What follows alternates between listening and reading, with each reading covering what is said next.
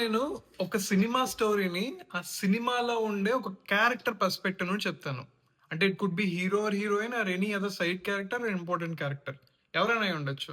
Like 'Baahubali' స్టోరీని 'బిజ్జల దేవ' perspective నుంచి చెప్తే ఎలా ఉంటదో అలా చెప్తాను. సో, మీరు సినిమా ఏంటో గెస్ చేయాలి. నేను ఒక డాన్స్ మాస్టర్‌ని లవ్ చేశా. అతను పూర్ అని తెలిసినా కూడా మా ఫాదర్‌తో ఫైట్ చేసి అతన్ని పెళ్లి చేసుకున్నాను. ఒక పాప పుట్టింది.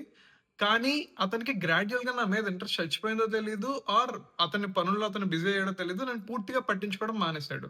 సో, ఆ విషయంలో నేను డిసప్పాయింట్ అయ్యి నా కూతురిని తీసుకొని మళ్ళీ నేను మా ఇంటికొచ్చేసాను. అతనికి డివోర్స్ ఇచ్చేసాను. డివోర్స్ ఇచ్చేసిన తర్వాత నాతో అండ్ నా కూతురితో కలిసి ఉండడానికి, మళ్ళీ మా ఇద్దరికి దగ్గరవ్వడానికి నా హస్బెండ్ ఒక మారువేషంలో మా ఇంట్లో ఒక పని మనిషిగా చేరాడు.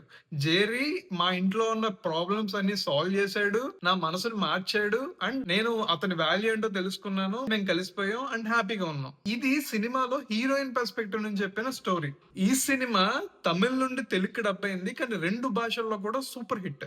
ఈ ఐకానిక్ హిట్ మూవీ రిలీజ్ అయ్యి నవంబర్ 10th కి కరెక్ట్ గా 29 ఇయర్స్ అవుతుంది. అందుకే నేను ఇవాళ ఈ మూవీని సెలెక్ట్ చేసుకున్నాను. So guess the movie.